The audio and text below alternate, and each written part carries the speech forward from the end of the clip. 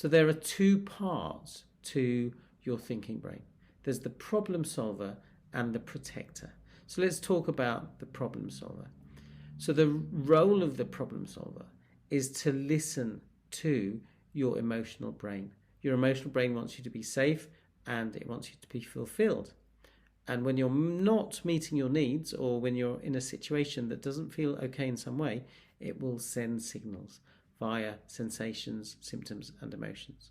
The job of the thinking brain is to make sense of those signals, those emotions, sensations, symptoms, and to decide what is the appropriate action. So, for example, if someone has upset you, then you might need to communicate with them. Obviously, you've always got to discern when it's appropriate and safe to do so and when it's not. When you listen to your emotional brain and take action, the emotional brain will send good emotions and energy, feel good feelings. You've probably had the experience of listening to your body, taking action, and feeling good. For example, maybe setting a boundary with someone and feeling better for doing so. If you find it super uncomfortable to speak up, then this is something you can work on.